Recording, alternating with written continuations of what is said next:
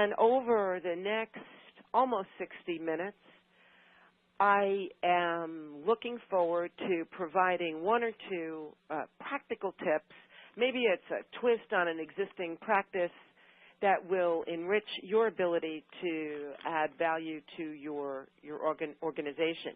You know, I've been very fortunate. I have a career that spans a little over 30 years. I think that's a little depressing at the same time.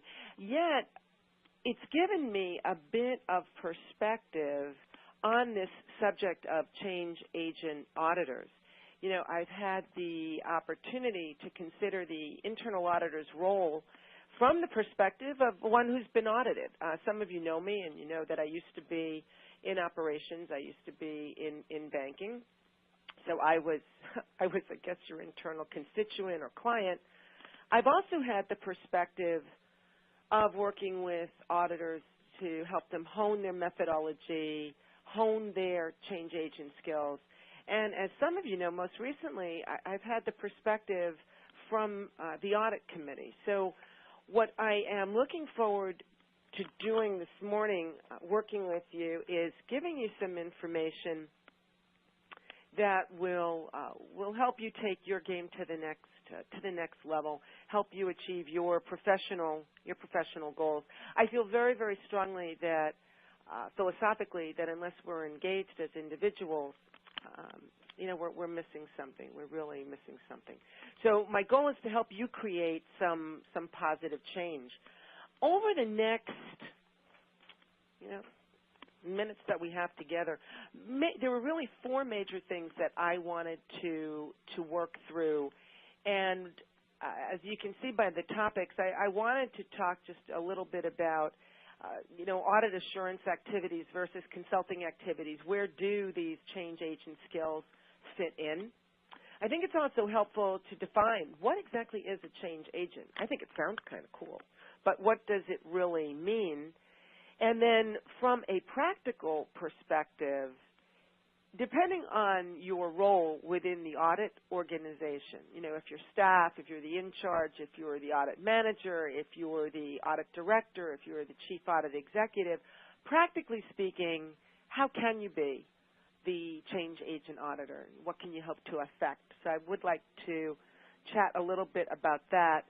And then rounding out the program, I would like to talk about how do we make change happen. And specifically, having been doing this work for a while, since '82, can you believe it?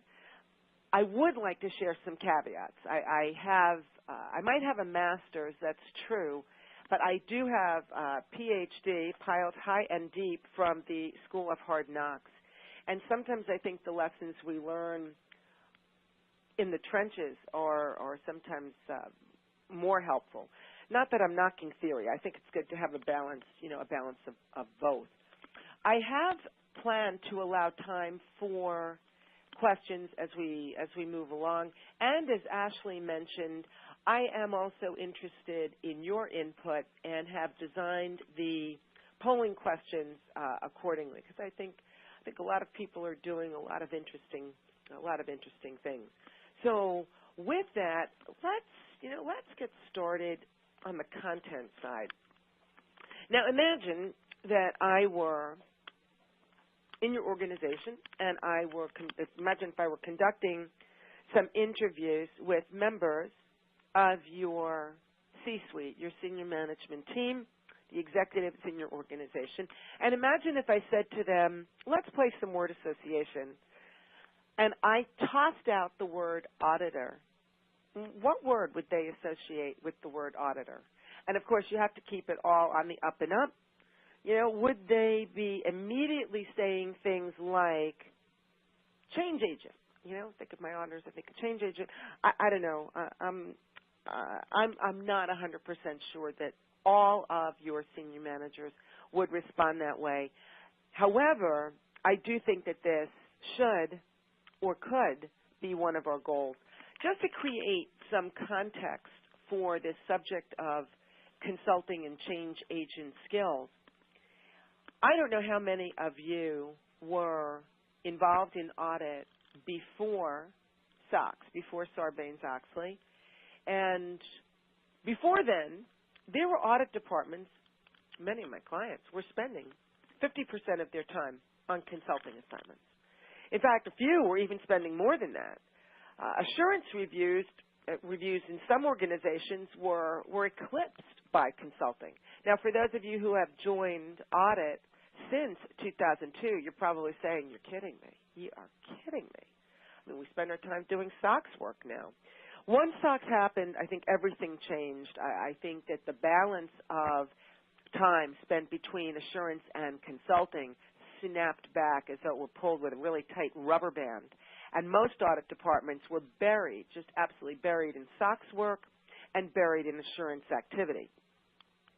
However, if you've heard that song, the times are changing, and they are. I'm seeing slowly but surely the pendulum is swinging from assurance activities back towards the consulting activities. For so many organizations, SOX is business as usual, BAU. Boards are now asking their audit groups, their risk groups, their governance groups, their compliance groups to basically get together, let's optimize resources, and this is another driver for change agent skills. It's another one of those factors promoting a resurgence in consulting and the use of change agent auditing. You know, in some organizations, some industries rather, and I'm specifically thinking about financial services. I don't know how many of you participating this morning are in the financial services sector, but it's a gross understatement to say that there's a lot of emerging regulatory risk. And audit is being tapped to help their companies figure out what needs to be done. And this is one other driver for consulting assignments for change agent audit skills. So I think the trend is really moving in that direction. Also, I don't know if you've noticed, but since we had the liquidity crisis, dollars are not flowing as freely as they were prior to 2008. And so enabling auditors to build competency and demonstrate change agent audit skills is another way of broadening people out, building skills. And in my view right now, building skills within our teams is the new currency. It's really so important. So I'd like to get a sense, the first polling slide is coming up, and I'm going to turn it over to Ashley. I'd like to get a sense from you about how much time is spent on assurance and consulting. So Ashley, if you wouldn't tee up that polling question for everyone. I will do that. So here is the question, and I'm going to start the audience voting. How much time do you currently spend on assurance engagements? 100%, B, 80 to 99, C, 50 to 79, D, 30 to 40. You can read it. E, 0%, I'm not an auditor. We'll just give you a few seconds to answer this question. Please, if you want CPE credit for the free CPE credit for the presentation, be sure you answer the poll questions. And I'm not going to give you too much time because I don't want to interrupt Anne for too long. Okay, Anne, can you see the results? Back to you. No, I can't see the results. Isn't that something? So let me. Yeah, I'm not seeing the. I'm not seeing the results. Well, it's a perfect bell curve. So there's a few people that are not auditors that spend 100% of their time, and then there's at C, the answer in the middle is the top of the curve, the 50 to 79%, and then B and C are both somewhere right in between. Gotcha. Do you get any indication about what percentage are not an auditor? Let me see what that said. I was kind of curious about that. It said 0. Okay. Fantastic. Or, no, actually, 7% said they were not an auditor. 7% said that they do 100% assurance. Okay. Yeah. Gotcha. Interesting. Well, I would expect, you mentioned a perfect bell curve. I would expect nothing less. Perfection from our participants. Oh, my goodness. So that's kind of interesting. I'm sorry, I'm still mentally processing those results. So I think that's saying that we are starting to see more of a balance, and I'm so happy to hear that. Let's talk about what it means to be a change agent. And as some of you know, I was a liberal arts major undergrad. I did have to take a couple, literally a couple, of science courses. And that was where I was first introduced to the concept of a catalyst. It was in one of my science courses. It's probably the only thing I remembered from my science courses. And the idea of being a catalyst I just thought was really just so cool, because you're creating a change, you're helping a change happen, but you yourself as the catalyst, or I should say the catalyst, the thing, the catalyst, remains unaltered. And I just thought, when I was, now I've gotten so involved in internal audit, and I think about how we need to be independent, I think, how we need to be objective, and I just see this change agent function, this catalyst function, lining up so well with the mission for our work. I think about ways we can tag onto our assurance activities this change agent ability, because we could be doing a traditional assurance assignment. We could even be doing, I think of SOX as a compliance audit, so we could be doing that type of work and still tag on to that this catalytic ability to help our clients transform themselves and become better.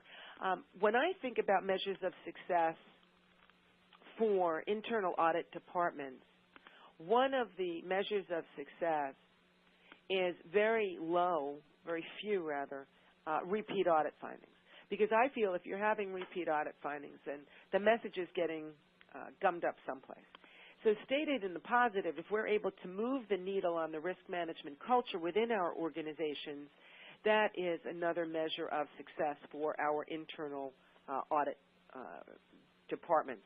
So I would like to get your thinking. Second poll question coming up. I would like to get your individual opinions on what you see as the role of an internal auditor as a change agent. Now I'm going to pass back over to Ashley, the second of our poll questions.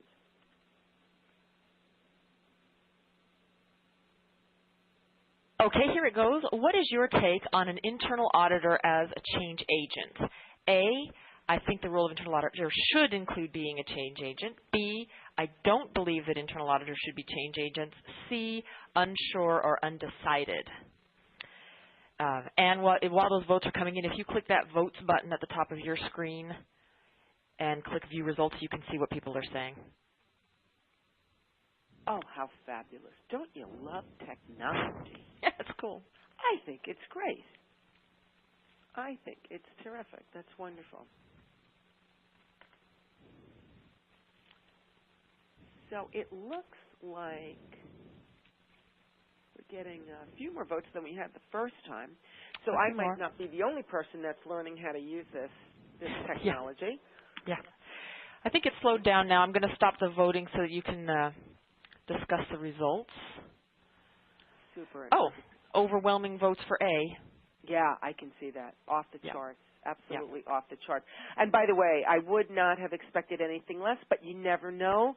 I'd be kind of thinking, gee, So it sounds to me like we need to keep moving on to, let's focus on the key competencies. Competencies for change agents. Well, first of all, competency means ability. It's behaviorally derived. It's something that if, no pun intended, an individual were auditing another person's performance, they would be able to see whether the person was capable of doing certain things.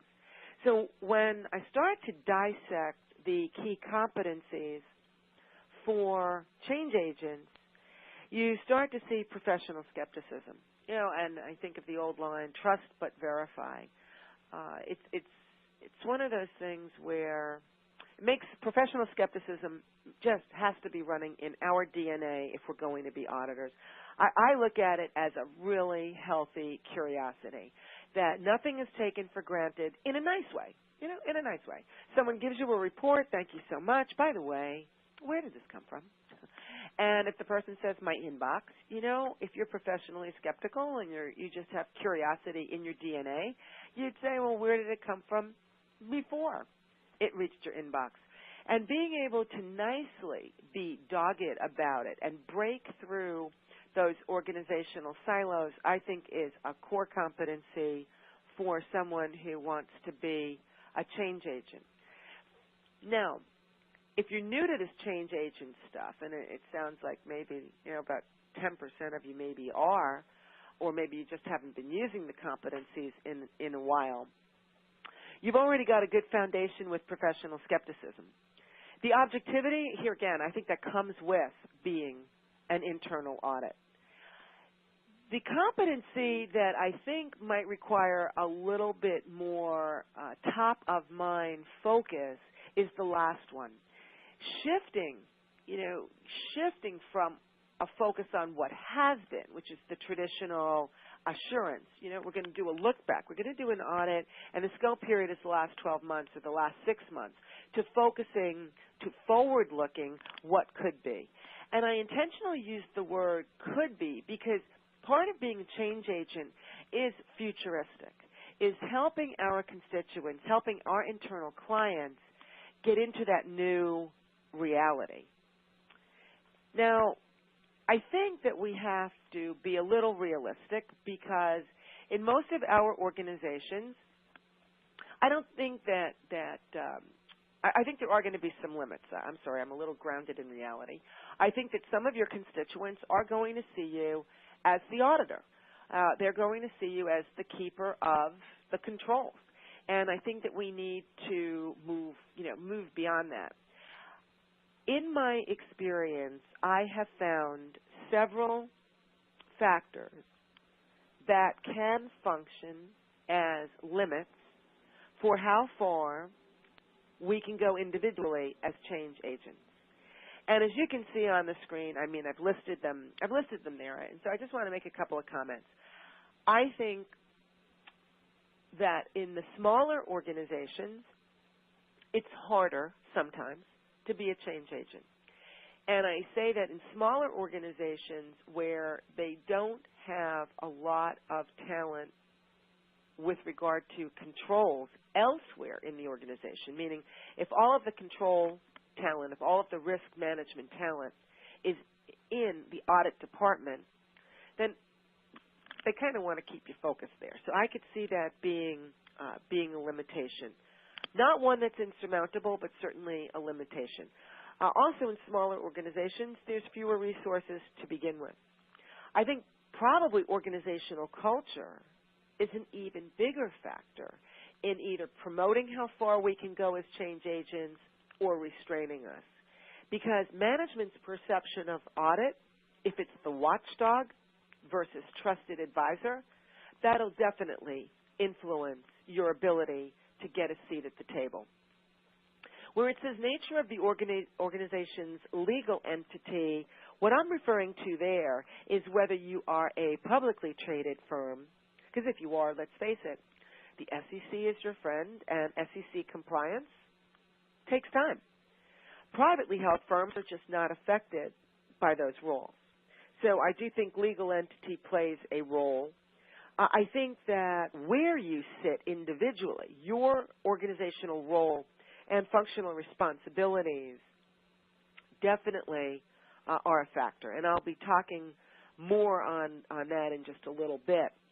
I also think that the organization's overall internal control maturity, which I also correlate to organizational culture, is definitely a factor. And I'd like to do a little bit of a deeper dive on this subject of internal control maturity. If you know me, if you've worked with me, you know I love this model because I always tell you that I love this model. I love this model because it is so behavioral. It is so observable. And if you're having difficulty viewing this on screen, don't worry about that. You can get to COBIT. You can look it up after this session is over. But it basically lays out 5 different levels of organizational maturity. And I think that some of the things that you can look for within your organization as a gauge, as a way of placing your organization somewhere along this model are trends in your observations. You may call them findings, the results of your audit. What are the trends? Do you see trends across the entities that you are auditing? Because this will give you an insight into the internal control maturity, which in turn will give you some insight into how far you can go as a change agent. Another indicator you can look at to place yourself within this, your organization within this model, is the number of repeat concerns. For those of you who are staff auditors, you might be thinking, well, I really don't see those trends. I mean, they kind of have me moving from audit to audit. I just do the testing and then I move on. Well, one of the things that you can look at is how long does it take between the time you request something from the person you're auditing until the time you get it. The longer it takes, the more the person probably, I shouldn't say probably, that's a big word, maybe a little passive-aggressive. They might not value the work that you're doing. They might be viewing audit as a necessary evil, in which case they're going to be lower on the maturity model, and that will impact your ability to be a change agent within your organization. Again, I don't see this as insurmountable. I just think we need to be practical. If we're going to demonstrate change agent skills, we have to do it in an appropriate way. Now, a few minutes ago, I mentioned that your organizational role can influence how far you can go, and I want to come back to that in just a minute. But we have our third poll slide up, and I'd like your input. I want to understand how familiar you are with this internal control maturity model. So I'm going to turn it over once again to Ashley to open up the voting on this question. Okay, sure thing, Anne. So this question is, how familiar are you with the internal control maturity model? A, very familiar, B, familiar, C, somewhat, D, unfamiliar. That's our third polling question. So we'll give you just a few minutes to let us know. Okay, Anne, I think it's slowing down a little bit now. Yeah. Can you see the results? It's pretty balanced. Yeah, that's really kind of interesting. Yeah, that is. I can see the results. Once Okay. again, it almost looks like a perfect bell curve. So the audience, you continue to, continue to be perfect. I think it's great. I'm noticing about 22%, right, unfamiliar with the model. I definitely would check it out after this session, just because it's just been very, very useful because it's just so behavioral. So something to consider. So let's continue. One of the barriers that I was talking about earlier was your role. And I shouldn't even call it a barrier. I should just call it a factor, because your role does not necessarily have to be a barrier. But I do think we need to be practical. And so what I'd like to do over the next couple of slides is walk through some ways that one can indicate that one has change agent abilities and skills at various levels within the audit organization. Now, before I get into this, if you are a member of a professional practices unit and you are the keeper of the competencies, one way you might want to consider using this information is to enlarge or enhance or expand the competencies of your department, or the required competencies within your department. If you are an auditor within the department or a manager within the department, as we go through these behaviors, you might just want to kind of do a little examination of conscience and ask yourself, I think I am a change agent auditor. How many of these behaviors am I evidencing on a regular basis? You know, and under what circumstances can I do more of that? So let's start at the very beginning. Staff with no audit experience. So you might be someone coming in from the business line. You might be someone joining the department right out of school. One of the ways you can show change agent ability just is in demonstrating flexibility with your day-to-day assignment. You know, sometimes we get really locked and you know, we get in a little rut, but willing to try new approaches. You know, even your ability to suggest new ideas for addressing routine assignments would be a way for a staff auditor to demonstrate change agent indicators. And by the way, I should probably say, if you're staff and you're new to the audit department, brand new, you might want to wait a little bit before you start recommending all these new approaches. You might want to demonstrate first that you can execute against expectations, and then look to wow them with your change agent abilities. For those of you who are staff with prior internal audit or external audit experience, just even the way you define messages and you define ways we can communicate. You know, you might have some constituents who are not as familiar as you are with leveraging certain technologies. And getting people comfortable with new technologies would be a way of demonstrating your change agent skills. As a staff member, being able to drive change, just maybe in the way you're executing the test. Maybe you can come up with a way to execute the test, pick the sample. Maybe you can recommend a different sampling methodology that will add some value. If you have the opportunity to discuss your test results with clients, to be able to talk to those stakeholders, talk to those constituents, and help them understand the benefit of the change, that would be an easy way for you to demonstrate change agent skills at your level. If you're the team lead, so you have a few more opportunities as the team lead or the project lead, you can, in planning, you have huge opportunity here, huge opportunity. How do you want to define the audit scope? How do you want to approach a de novo area, an area that's never been audited before?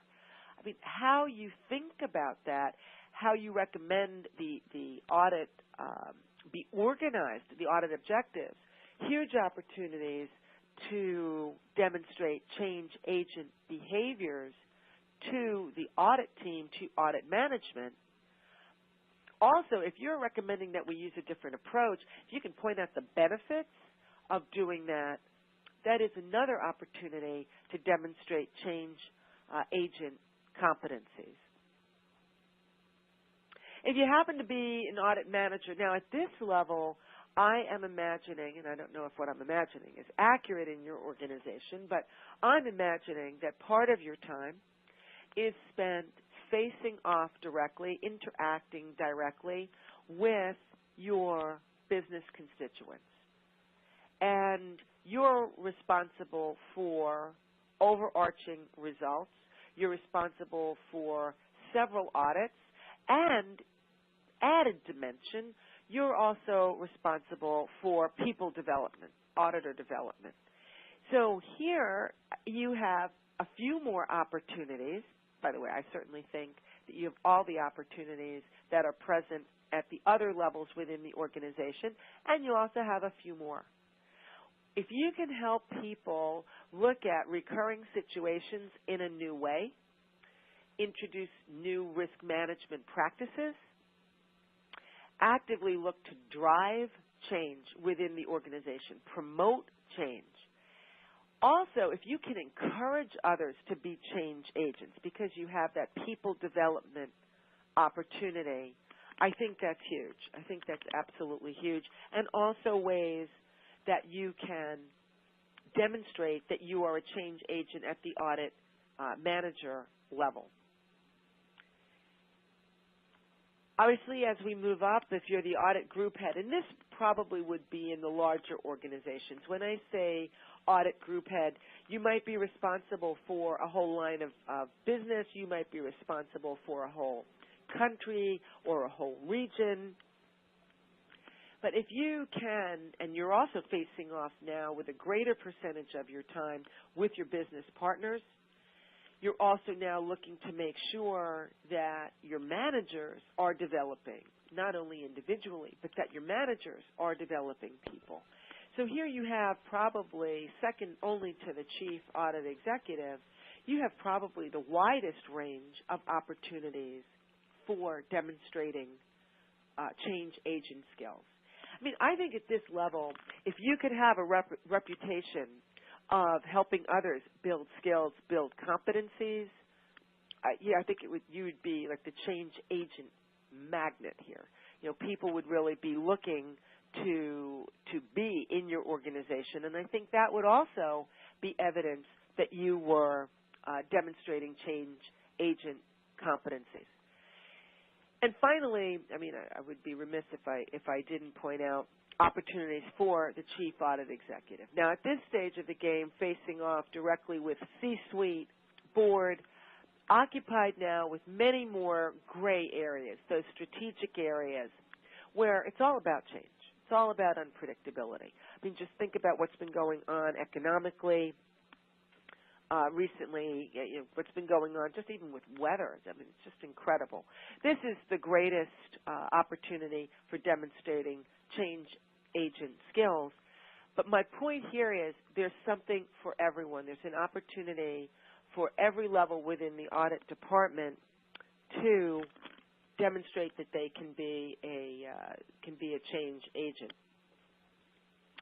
This level, I think, is probably the most important. It's setting that the chief audit executive is setting the tone, absolutely setting the tone. So we have our second to last polling question, and I'm getting ready to turn it over to Ashley. But the polling question is, what do you think about the role of a change agent? I've just given you my ideas that I'm basically maintaining that people can be change agents at every level in the organization, in the audit organization. And I'm asking you, what do you think? Ashley, I'm turning it over to you. Okay, so what do you think about the role a change agent auditor can play at various levels within an organization? Do you, A, agree that auditors at all levels can be change agents, or do you disagree only auditors at high levels can be change agents?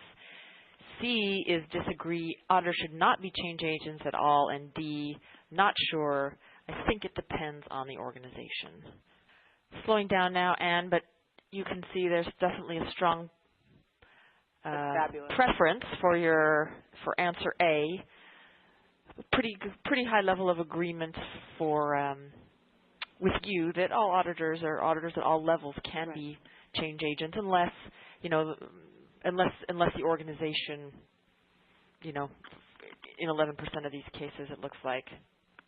Well, when I'm looking at 84% agreeing, that makes sense to me, because I think you're interested, as audience members, you're interested in this subject. When I look at the 4% that said I disagree, only auditors at high levels can be change agents, what I would say to that is I can understand that, because if you are in an organization where the tone at the top does not promote change agent auditing, then I would certainly agree with the folks that disagreed. And so I think there's a conservative 11% out there. I'm not sure. I think it depends on the organization, which I think is true. I think it's that's a safe bet. Let's talk practically about how do we make change happen, and let's talk about some pitfalls to avoid. So a couple of things. As some of you know, because we've worked together, organizational change, sustained organizational change, takes between 18 months and 36 months to take hold, and it takes 5 to 7 years to become fully baked into the culture. So it's very important that we have a very clear vision. Now, for our purposes, from a practical perspective, as we're coming out of assurance reviews, and we might be in organizations that do expect us, to be that quote-unquote watchdog, hate to say it, but that's the expectation. I think that we have to have a clear and practical vision. And that vision might just be sound or progressive risk management practices. We might have a vision that says our constituents will own their risks. Our constituents will own their risk management practices. I'm just citing those as possible examples of visions. I think we need to then talk through what's the desired end zone. That's why I shared the maturity model with you. And then we now have to start thinking about how are we going to get this to happen. Now, from a practical perspective, as auditors, we might want to hone our ability to overcome objections, because that's one skill, subset skill, that we could use when the client pushes back and says, no, I don't want to make this change. Well, if we have a couple of techniques in our toolbox, that'll help us also be more of a change agent.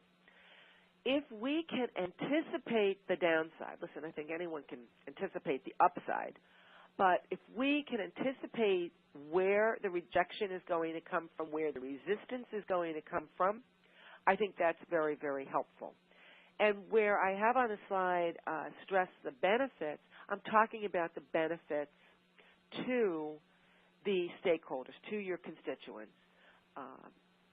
Finally, I don't think we celebrate enough. I think we have to celebrate every positive change. So, for example, if you have clients today that when you submit a data request, it goes into some black hole and you have to follow up and follow up and follow up, I would celebrate success when they start to become more responsive.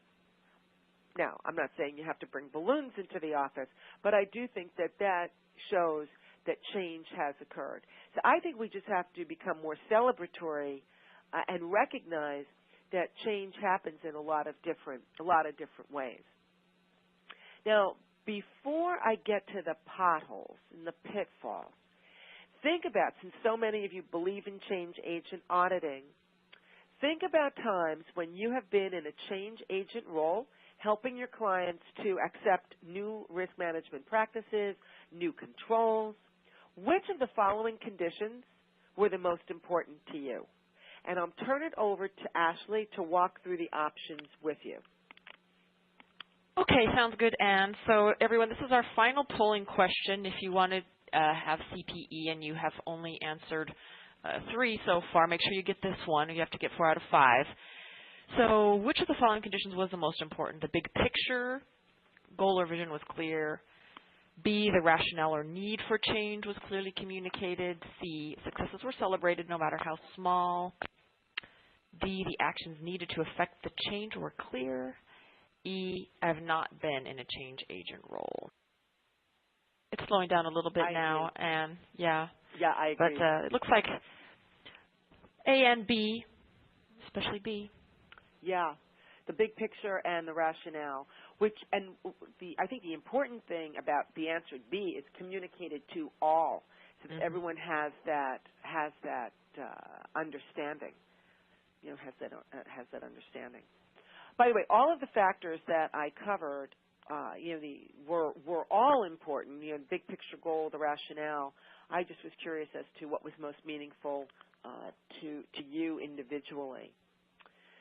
So, from the School of Hard Knocks, my School of Hard Knocks, directly to you, I have like my top 10 warnings and a little bit of advice. I think that advertising works because it is spaced repetition. I feel the same way about change. So if we say that we want to improve the risk management culture, that's our vision, and we think about that, I think that's a good spot to pick. I think that that's a helpful, useful spot to pick. Pick carefully. You don't want to get people confused with the flavor of the month. I also think that it's so important. I said this before. I know I'm repeating myself. I don't think we speak enough beginning with the value. We've got to train ourselves to speak in terms of the value proposition or the benefit to the other party. And by the way, protection of assets sounds great. I know it's in the internal audit textbook, but I think we need to really tailor that message as a benefit and really customize it to the people with whom we are working.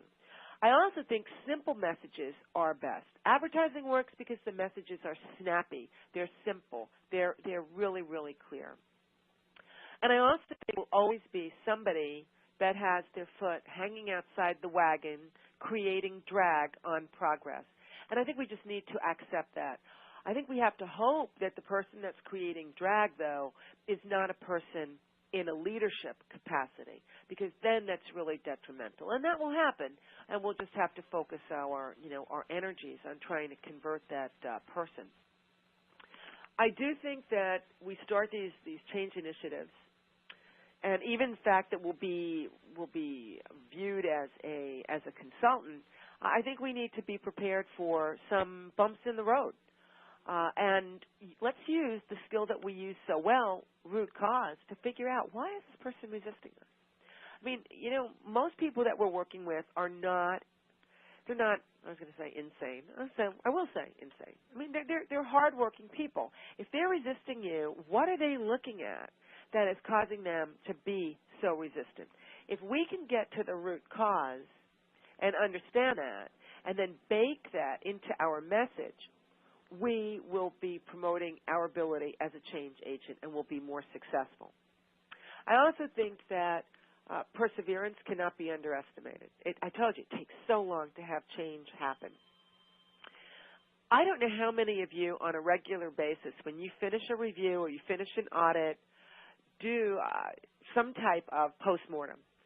And it doesn't have to be grueling. It doesn't have to be, one of these exhausting things. But I do think it should be exhaustive. I do think we should figure out, what did we do well during the planning phase of the audit? What behaviors do we want to replicate? What did we do well during the testing phase of the audit? What worked well? What didn't work well? What should we never do again? And I also think that we should recognize and reward results. And when I say reward, I'm sure some of you are thinking, hey, has she seen our budget? We don't have one. I'm not necessarily talking about monetary rewards, but I am talking about acknowledgement. I'm talking about recognition and letting people know that their performance was noticed and their contribution was noticed. So those are, I guess, the top things that are on my mind. I'm interested in, I guess, the questions that people have, the reactions that people have, commentary that people have. And I'm just thinking, Ashley, how should we proceed? I tried to leave time for some commentary here. Yeah, we have a few questions, and this one was asked early on, and I think this is a question that a lot of people might share, which is, how do we grapple with the dynamic that internal audit needs to remain independent, yet the organization wants them to be a change agent? So what do you think about that, Ann? I think a couple of things, and I'm just kind of organizing my thoughts here. The concept of independence is a concept that sometimes is used as a rationale for not being a change agent. And I think that one can be a professional internal auditor living up to the IIA standards, being independent, and still being a change agent. The concept of independence merely means that you're not going to build it, do it for your constituent, for your stakeholder. You can provide guidance. By the way, in some organizations, don't take this the wrong way, the client side doesn't have the talent. So you build the model for them, you point them in a direction, you turn it over to them. Now, I think it's a little bit more of a challenge in the smaller shops where you don't have the same resources. In the larger shops, this should not be, in my view, this should not be an impediment at all. Because I do think it's possible to be balanced and independent and simultaneously a change agent within the organization. Can you tell I'm a little impassioned about that? Yeah. There's someone put in a funny comment and about your foot dragger person. She says, FYI, I participated on a financial system implementation, a major change initiative, and I will always remember a quote from our CFO. This is the quote: "We will carry the wounded, but stragglers." And she says, I interpreted this as she will shoot those people who decide to put their foot outside the wagon. I'm laughing. I love that line. I think it's great. It's great. And you know what? I'll tell you what I love about it. First of all, I love the imagery. I just love the imagery. Okay, so one could argue I probably like it because I'm out of New York. It's very aggressive. Okay, fine. But what I like about it fundamentally is that the person took a stand and put a message out there. Now, maybe that message isn't right for every organization in terms of the shooting part, but taking a stand at a high level, I think really is. So I think that's just great. I think that that's absolutely wonderful. Really wonderful. Someone asked me to repeat that again. It says, "We will carry the wounded, but shoot the stragglers." Yeah. That's the quote from the CFO. That's funny. Yeah. So, and sorry. No. There was someone asked if you had any suggestions in educating the committees to see the value in having an audit department of change agent auditors as opposed to auditors focused on the volume of reports issued. Well, I think that I would say I think there's huge value. I think you should leverage every opportunity with the audit committee, every opportunity, because they're looking at things at such a high level that some of the detail obviously gets lost. You have a couple, in my view, you have a couple of opportunities. You have the orientation piece, obviously. You have every meeting. I don't know what your KPIs are, your key performance indicators.